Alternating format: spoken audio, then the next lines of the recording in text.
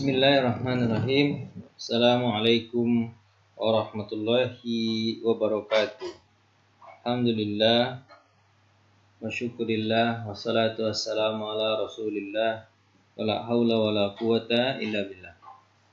Baiklah, hari ini kita belajar tentang maqasid syariah pada bab cara menggali maqasid syariah. Ini bab yang sangat penting dalam pelajaran ini karena tujuan dari pelajaran ini adalah bagaimana menggali maqasid syariah. Jadi inilah inti dari pelajaran kita. Baik, kemarin kita sudah menjelaskan bahwa maqasid syariah itu tidak berdiri sendiri.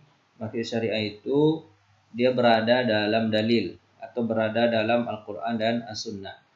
Terus kita gali apa maksud dan tujuan Allah dalam menerangkan ayat itu. Bagaimana tujuan Nabi Muhammad SAW dalam menyampaikan hadis itu. Itu sangat penting. Karena orang yang tanpa tujuan, tak tahu tujuan Allah dalam ayat itu, tak tahu tujuan Nabi dalam menjelaskan hadis itu, maka dia akan salah makna atau salah maksud. Nabi bermaksud begini, dia katakan Nabi bermaksud begitu. Jadi orang yang salah dalam menentukan maqasid dari setiap perkataan Allah dan perkataan Nabi, maka dia akan salah mengambil hukum. Nah, makanya ini penting sekali. Bagaimana cara menggali maqasid dalam firman Allah dan hadis Nabi Sallallahu Alaihi Wasallam. Imam Asy-Syatibi mengatakan cara menggali maqasid syariah itu yang pertama adalah memahami maqasid syariah sesuai dengan ketentuan bahasa Arab, karena nas dan Al-Quran dan hadis itu menggunakan bahasa Arab. Jadi menggali maqasid harus dengan memahami bahasa itu tersebut. Jadi kalau orang ingin tahu tentang maqasid syariah, berarti dia harus paham betul tentang bahasa Arab. Artinya dia tahu, terus di samping artinya dia tahu, maknanya tahu. Misalnya kata ala dengan fauqa, misalnya. Ala artinya di atas, fauqa juga di atas. Apa bedanya ala? Ala itu biasanya bendanya dengan barangnya itu menempel. Misalnya al-kitabu alal maktabi, buku di atas meja. Berarti bukunya nempel ke meja. Tapi kalau dikatakan al-misbahu fawqal maktabi,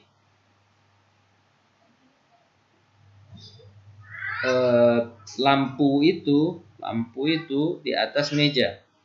Berarti lampu itu tidak menempel di meja. Pasti ada jarak. Kalaupun lampunya itu berdiri di meja, seperti lampu belajar itu, berdiri di meja, tapi lampunya itu ada tiang.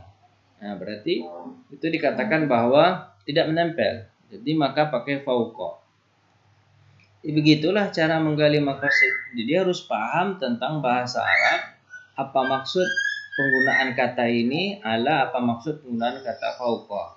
Jadi bukan hanya tahu arti, tapi tahu makna yang dalam dari bahasa. Itu cara menggali maqasid yang pertama.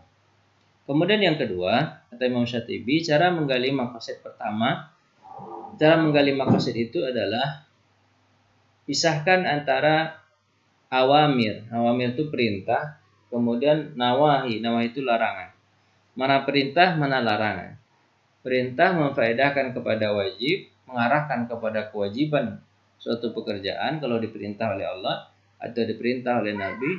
Kemudian larangan itu mengarahkan kepada sesuatu yang dilarang. Jadi harus dipisahkan. Ini perintah, berarti ini kewajiban. Ini larangan, berarti ini tidak boleh dilakukan. Nah, terus lihat lagi perintahnya. Ini perintah yang sangat dianjurkan, berarti hukumnya betul-betul wajib. Tapi ada perintah tapi tidak dianjurkan betul, seperti perintah sholat tahajud. Kalimatnya waqimis sholata liduluki syamsi ila ghasaqil laili wa qur'an al-fajri. Innal qur'an al-fajri kana mashhuda wa minal laili fatahajjad. Fatahajjad, tahajudlah, itu kalimat perintah juga, tapi perintah yang tidak dianjurkan sangat untuk melakukannya, maka hukumnya menjadi sunnah. Jadi lihat arah perintah. Kemudian lihat arah larangan. Larangan khamar memang Allah sangat-sangat tidak membolehkan khamar, berarti hukumnya haram.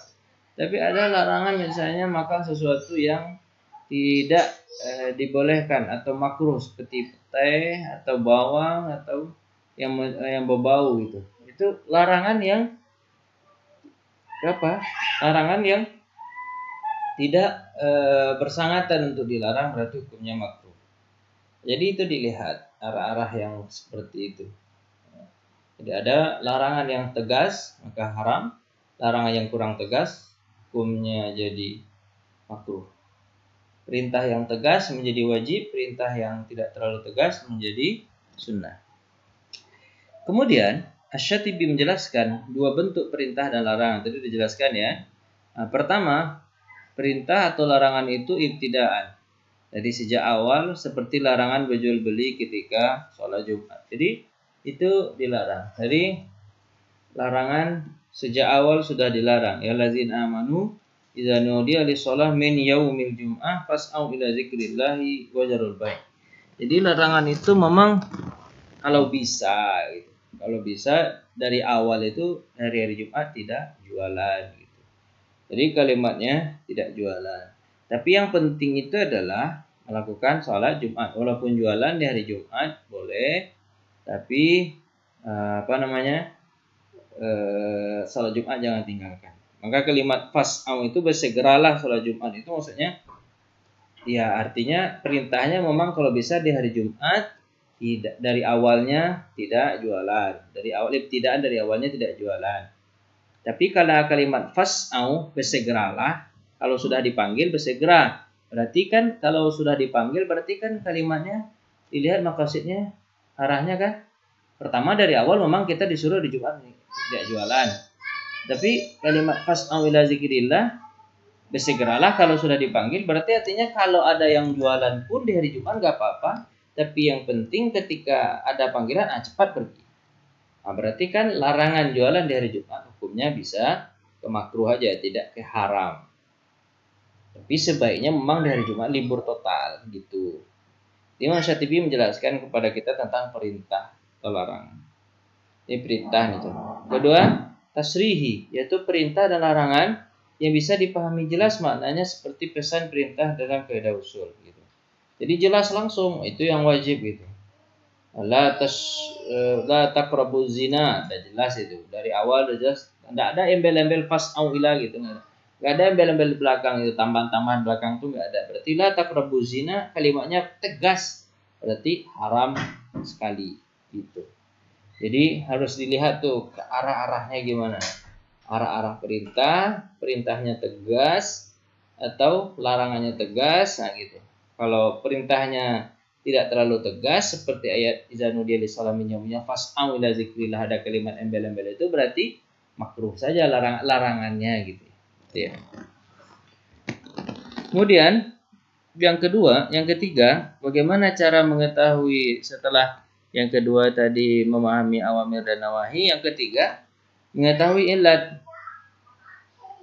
Mengetahui illat. Illat itu adalah apa sebab atau alasan. Apa sebab dalam setiap perintah dan larangan tersebut.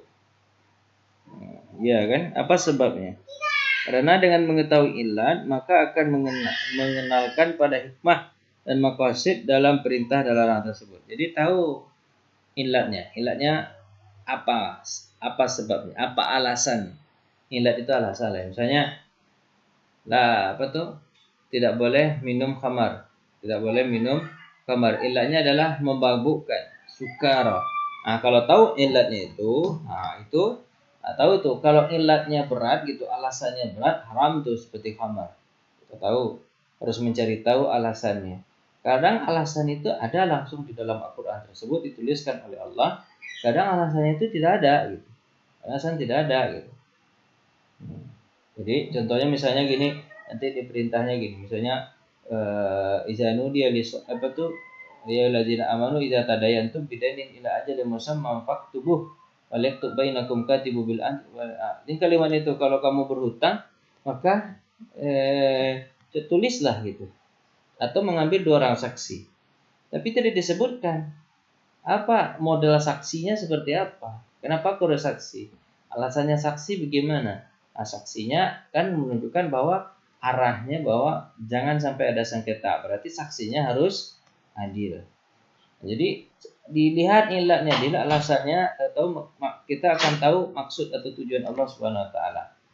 Jadi itu pandainya ulama itu, pintar-pintarnya ulama itu dalam mengolah otaknya, kemudian dia mengerti terhadap sesuatu alasan yang tidak disebutkan Allah dalam Al-Quran, atau alasan Nabi Muhammad SAW disebutkan dalam hadis. Tapi ulama tahu tuh dengan mengerti atau memahami, sering membaca, sering mengolah ayat Al-Quran, sering memahami Al-Quran, sering memahami hadis Nabi, nanti dia tahu kemana apa alasan Nabi, kenapa ini gitu. Nah, jadi tahu ilat. Ilat itu bisa muncul dari apa ya? Dari asbabun nuzul satu ayat, atau bisa muncul dari asbabul wurud satu hadis. Ada alasan-alasannya sih. Jadi harus tahu alasan. Kenapa nih? Misalnya dilarang. Nggak boleh duduk di depan pintu. Orang hamil dulu kan ada tuh. Orang hamil nggak boleh duduk di depan pintu. Kalau kita mengerti, kalau kita orang yang paham maqasid, kenapa sih nggak boleh duduk di pintu, apa masalah? Kalau duduk di pintu, kata orang tua itu nanti anaknya susah lahir gitu. Apa hubungannya orang hamil duduk di pintu, anak susah lahir? Nah, ternyata alasannya ada. Apa alasannya sebenarnya? Kalau orang hamil duduk di pintu, orang lain melewat susah. Gitu. Kalau orang yang menyusahkan orang lain, maka dia akan susah juga nanti. Nah, kan pandai mencari alasan. Jadi jangan susahkan orang, maka hidup kita akan mudah. Oh, di situ alasannya ternyata. Itu harus tahu tuh ilat itu. Nah, kemudian yang keempat, mengetahui maqasid asli dan maqasid tabi'i. Kalau maqasid aslinya apa? Tujuan aslinya apa? Kemudian tujuan tabi'i pengikutnya apa gitu. Jadi maqasid inti dan maqasid pelengkap. Misalnya dalam sholat, maqasid aslinya adalah ketundukan kepada Allah. Maqasid pelengkapnya adalah menunjukkan hati yang bersih. Jadi ya orang yang sholat tunduk dulu kepada Allah. Kemudian hati bersih itu sebagai pelengkapnya. Yang penting tunduk dulu kepada Allah. Jadi bukan, ada orang mengatakan begini, penting hatinya bersih, nggak sholat pun nggak masalah. Salah. Aslinya yang paling penting itu adalah ketundukan dulu. Tunduk dah kepada Allah baru melahirkan kebersihan hati. Ada orang yang bersih hatinya katanya pura-pura bersih. Seperti orang yang bukan beragama Islam, dia hatinya bersih. Lebih baik orang yang enggak beragama Islam hatinya bersih.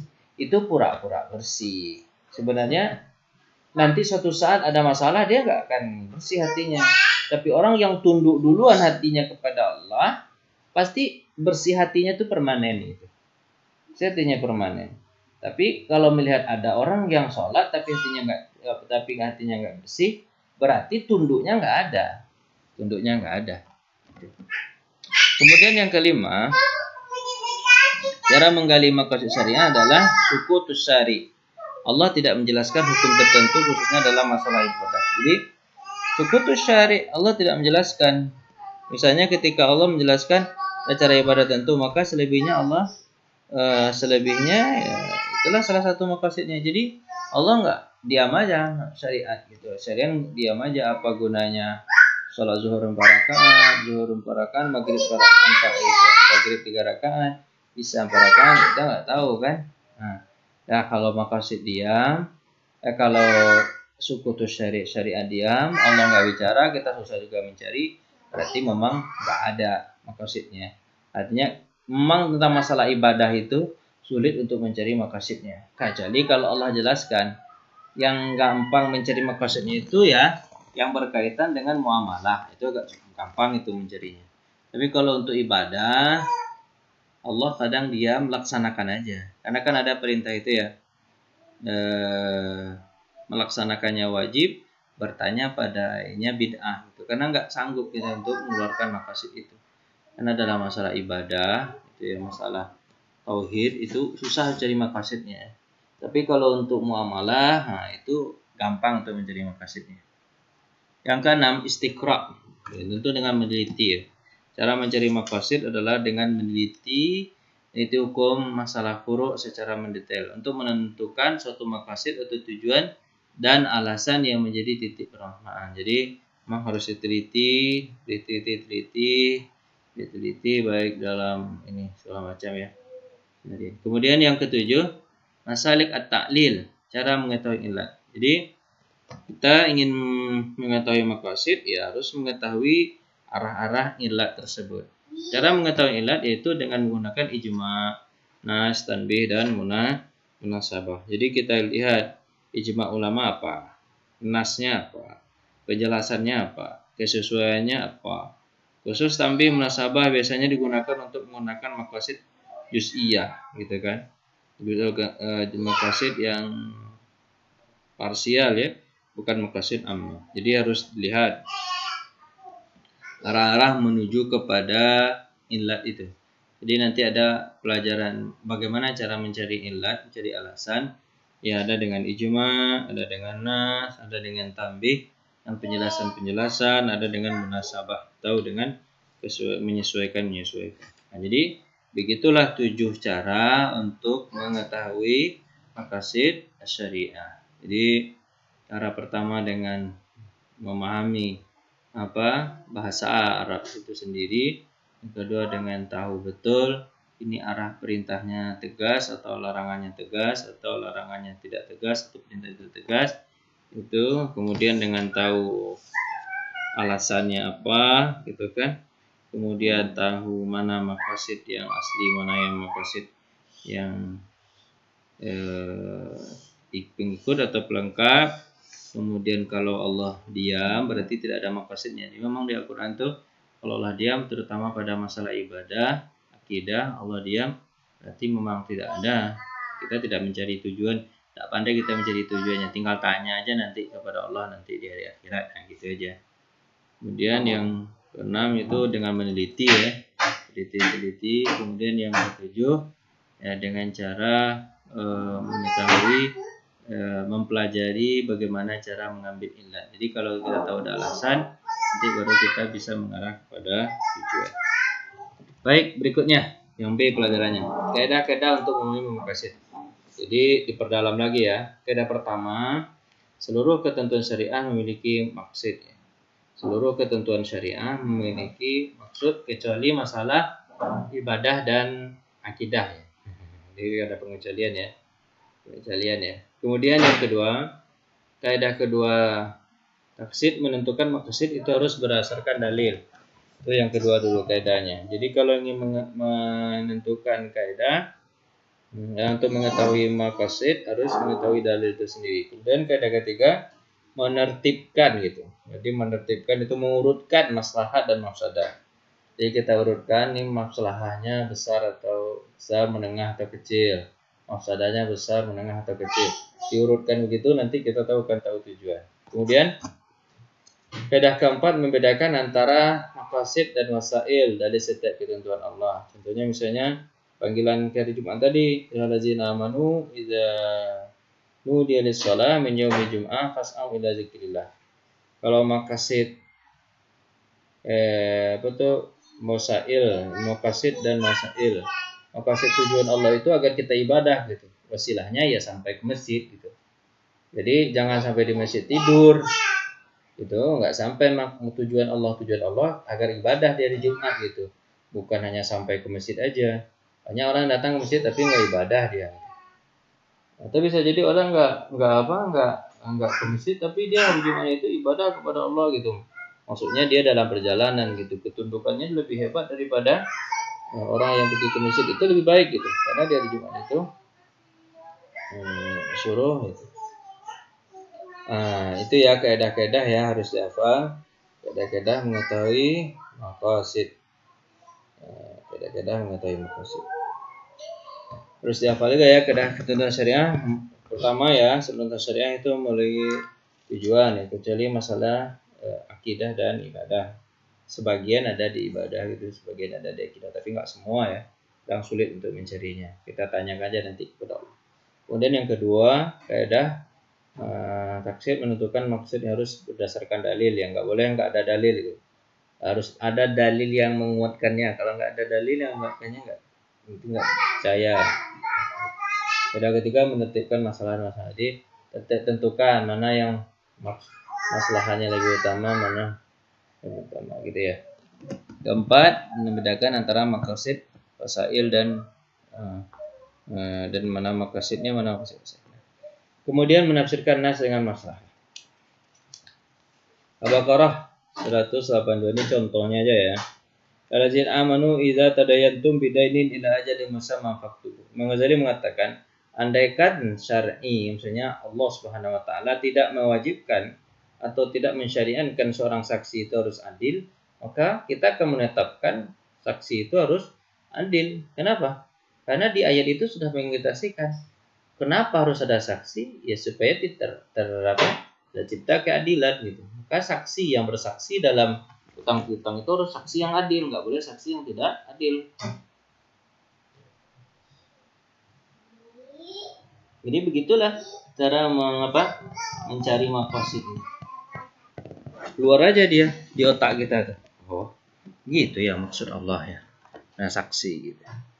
Itu namanya menafsirkan nas dengan maslahah. Kemudian yang keempat D itu adalah berdalil dengan maslahah. Jadi kita harus punya alasan kita kemaslahatan gitu. Ya, berdalil dengan maslahah boleh, berhujah dengan maslahah bagus gitu. Kalau ada maslahah. Baik, bagaimana cara berdalil dengan maslahah? Pertama, kaidah maslahah mursalah. Maslahah mursalah itu adalah maslahah yang tidak dicantumkan oleh Allah di dalam Al-Quran atau Nabi Muhammad dalam hadis Nabi pun tidak ada. Maka itu disebut maslahah mursalah.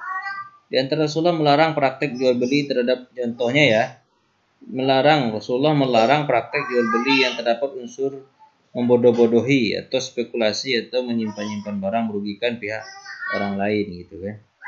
Ya kan? Maslahahnya adalah ya kenapa Rasulullah SAW nggak bolehkan orang jual beli membodoh-bodohi orang gitu, terus atau menimbun barang spekulasi gitu. Kenapa gitu? Ya karena tidak ada di sana keadilan gitu. Itu kan berdalil dengan maslahah. Padahal sebenarnya kan nggak ada Nabi menyentuhkan bahwa nanti merugikan orang, enggak. Cuma Nabi melarang aja. Nah, kita berdalil dengan maslahah. Maslahatnya nggak tercapai di situ. Keadilannya nggak tercapai. Maslahat keadilannya, terus terangnya keredoannya nggak tercapai. Berarti berdalil dengan maslahah, nggak boleh jual beli dengan cara membodoh-bodohi orang, nipu orang. Boleh jual beli dengan cara menimbun barang. Itu namanya berdalil dengan maslahah. Masalahnya apa? Ya tidak terwujud keadilan. Nah, masalahnya apa? Ya karena mengambil harta orang dengan cara yang haram, itu berdalil dengan maslahah namanya. Kemudian kaidah yang kemudian berdalil dengan masalah itu memakai kaidah saddu zari'ah.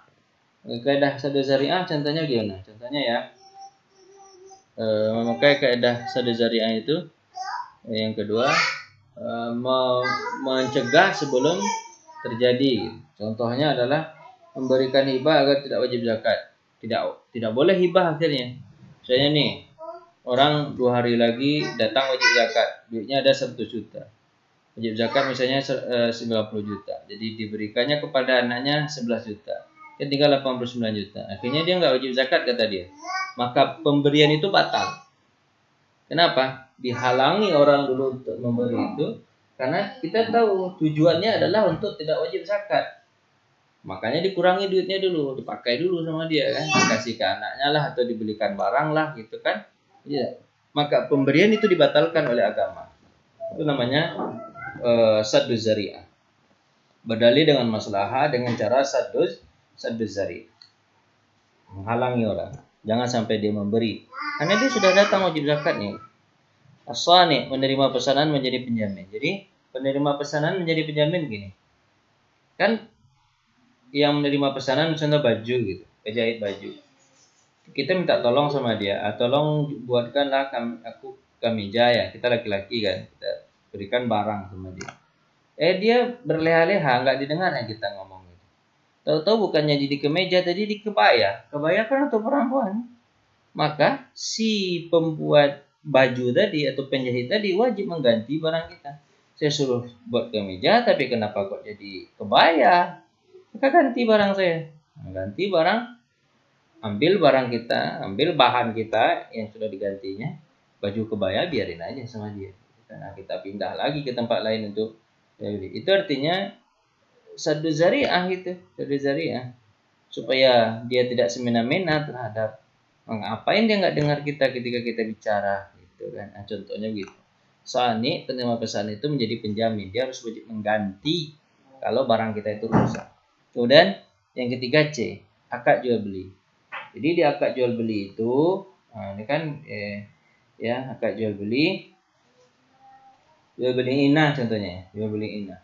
Dilarang sama agama jual beli inah. Dia boleh menjual barangnya, terus barangnya jual tapi sebenarnya minjam duit gitu, nggak boleh. Nah, saya jual HP saya kepadamu 1 juta, tapi nanti 2 bulan lagi saya akan beli dengan 1.100.000. Itu namanya jual beli atau riba? Minjam duit 1 juta, nanti balikkan 1.100.000, sementara HP-nya masih dipegang sama penjual. Itu namanya jual beli inah. Jadi akad jual beli yang seperti itu dilarang oleh agama. Jangan jual beli. Itu namanya jual beli akal-akalan. Itu nggak menjual namanya. Itu nggak membeli namanya. Itu namanya berhutang 1 juta kemudian bayar 1.100.000. Itu disebut dengan jual beli inah. Itu dalam konteks ini adalah berdalil dengan maslahat. Jadi tidak terwujud kemaslahatan di situ. Harusnya kan orang jual beli, HP-nya diambil, kemudian dia pakai. Duitnya diambil, kemudian dia pakai. Ini enggak. Duitnya dia ambil, tapi HP-nya enggak diserahkan. Nanti akan diganti lagi 1.100.000. Itu namanya jual beli tipuan atau jual beli bohong-bohongan. Jual beli bohong-bohongan aja. Sebenarnya minjam duit.